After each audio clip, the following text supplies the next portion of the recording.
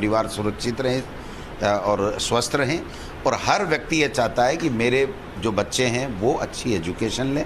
तो एजुकेशन और हेल्थ में जितना हम ज़्यादा से ज़्यादा कर पाएंगे, अच्छा कर पाएंगे, उतना ही ज़्यादा गुड गवर्नेंस भी होगी और लोगों को फ़ायदा भी मिलेगा। तो मेरा हमेशा ये रहता है, इससे कुछ चीज़ें सीखने को मिलती हैं, कुछ कमियां हमारी सिस्टम में होती हैं तो उसकी जानकारी मिलती है।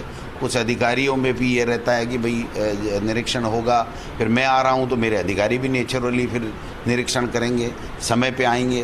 तो समय पे, कोरोना के बाद में अब समय पे आना हमारे लिए मस्ट है, क्योंकि समय पे कोई नहीं आता है तो फिर जनता परेशान होती है। तो जनता परेशान नहीं हो, इसके लिए हम सब लोग ये काम कर रहे हैं। तो मुझे अच्छा लगा कि इस विभाग में जब मैं जिला शिक्षा अधिकारी कार्यालय में आया, क्योंकि मैंने देखा पब्लिक डीलिंग वाले जो डिपार्टमेंट है वो पहले मैं देखूँ, फिर जो पब्लिक डीलिंग के नहीं हैं वो उसमें हम अभी जाएंगे।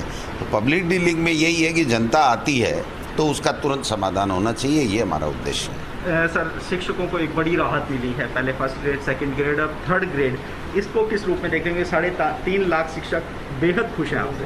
देखिए, थर्ड ग्रेड का हमने ये तय किया है कि हम आवेदन लेंगे, फिर हम देखेंगे कौन किस ज़िले का है, कहाँ पदस्थापित है, एलिमेंट्री में कौन है, माध्यमिक में कौन है, पंचायती राज में कौन है।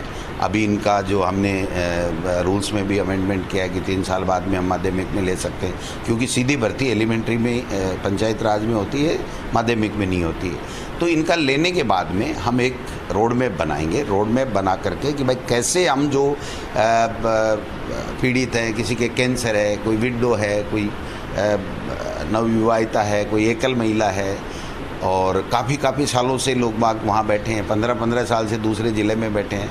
तो मुख्यमंत्री जी का ये कहना था कि इनको कैसे रिलीफ दे सकते हैं, क्योंकि वैसे तो इनकी ज़िले की नियुक्ति है, लेकिन हर व्यक्ति चाहता है कि भाई लोकप्रिय सरकार है तो वो हमारे लिए कुछ न कुछ ठीक करे जिससे हम ज़िलों में आ पाएँ। तो हम एक पॉलिसी भी बना रहे हैं, उस पॉलिसी को भी हम लोग कैबिनेट में डिस्कस करेंगे। तो ये आवेदन लेकर के हम लोग देखेंगे कि कैसे, किस प्रकार से, किस वर्ग को जो पीड़ित पक्ष है उसको कैसे रिलीफ दे सकते हैं, उसके स्थानांतरण करके उसको नज़दीक में, अपने घर के नज़दीक में कैसे लाया जा सकता है। तो इस बात की कवायद हम लोग कर रहे हैं। डार्क जोन को लेकर भी कुछ कवायद है? बिल्कुल बिल्कुल बिल्कुल, वो तो सभी, जब हमने सबको खोला है तो सबकी दिमाग में लगाएंगे। टीएसपी, नॉन टीएसपी, इस पर भी विचार चल रहा है कि जो लोग बाद में पहले नॉन टीएसपी में थे लेकिन वो टीएसपी में आ गए, बाद में उनका एरिया बढ़ गया है, तो उनसे हमने ऑप्शन फार्म मांग रखे हैं। ऐसे 2500 लोग हैं जिनको हमने 2000 हमारी सरकार बनने से पहले ही ऑप्शन मांग रखा है, लेकिन वो नहीं आ पाए, अब तक कोई नहीं कर पाया।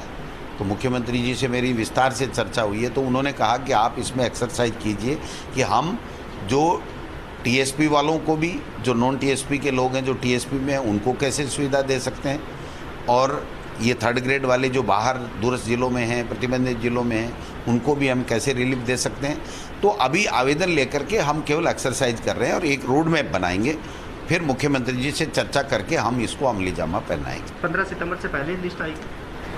वो तो अब आप मान के चलते हैं कि जब कुछ कर रहे हैं तो निश्चित रूप से, जब मुख्यमंत्री जी ने 15 सितंबर खोला है तो हमको उसी समय अवधि में ही करना है जो कुछ करना है।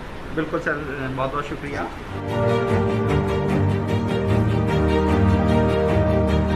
कोई भी ट्रांसफर वाला मेरे पास जाता है तो भैया गाइडलाइन बनेगी थर्ड ग्रेड की, थर्ड ग्रेड की गाइडलाइन बनने के बाद में जो गाइडलाइन में आएगा वो कोई भी व्यक्ति हो, कितने भी व्यक्ति हो, जब ट्रांसफर करूंगा तो सबको लाऊंगा लक्ष्मणगढ़ में, ये मैंने कहा। लेकिन आज 5000 आवेदन केवल लक्ष्मणगढ़ के इकट्ठे हो गए। 5000 व्यक्ति कहां से आएंगे आप बताइए, खुद सोच लीजिए इस बात को। सेकंड ग्रेड व्याख्याता, फर्स्ट ग्रेड प्रिंसिपल, बाबू, एक भी व्यक्ति अगर लक्ष्मणगढ़ का रह गया हो, मेरे पास एप्लीकेशन दे के गया हो, रह गया हो, तो मुझे नाम बता देना, उसका 24 घंटे में ऑर्डर लाके गोविंद सिंह डोटासरा देगा। लेकिन ये थर्ड ग्रेड ऐसा है कि सारे के सारे अपने बच्चे बाड़मेर, जैसलमेर, भीलवाड़ा, बच्चियां, विधवाएं हैं, एकल महिलाएं हैं, कैंसर पीड़ित हैं, फौजियों की पत्नियां भी हैं, पति पत्नी प्रकरण भी है, व्यक्ति भी परेशान है, किसी का मां बीमार है, किसी के पिताजी है, कोई अकेला बेटा है, बहुत परेशानी में है। मुख्यमंत्री जी ने कहा है इसकी एक एक्सरसाइज कीजिए, एक गाइडलाइन बनाइए और गाइडलाइन बनाने के बाद में हम लोग इन लोगों को कैसे थर्ड ग्रेड के ट्रांसफर करके रिलीफ दे सकें, इस बात का पूरा प्रयास हम लोग कर रहे हैं। आप तसल्ली रखिए। और इन माताओं और बहनों को एक ही बात निवेदन करना चाहता हूं, ए बूढ़िया थोड़ा गालेगे माने लियाओ, आप चिंता मत करो, उसी धुन में लगा हुआ हूं। 18 घंटे से लेके 20 घंटे तक काम करता हूं कि आपकी बहू या बेटी कैसे लक्ष्मणगढ़ में और सीकर जिले में आए, इसका पूरा प्रयास मेरी तरफ से कर रहा हूं। जब भी मौका मिलेगा इस मौके को हाथ से नहीं जाने दूंगा। चिंता करने की बात नहीं है, लेकिन ध्यावस करना पड़ेगा से जल्दी में ही। 2 साल लाग्या को नहीं यार रे, लिचमगढ़ लिया दे, सीकर लिया दे। मैं कई बार तो आपको भाई नौकरी ज्वाइन कराई भी दिन क्यों कौन सोची, बोली भाई बा बूढ़ी माननी को नहीं, बा बोली नौकरी तो सासू कराई, तो अब करने नहीं लिया। वो भी परेशान हुए, भाई मारे भी दिक्कत हुए।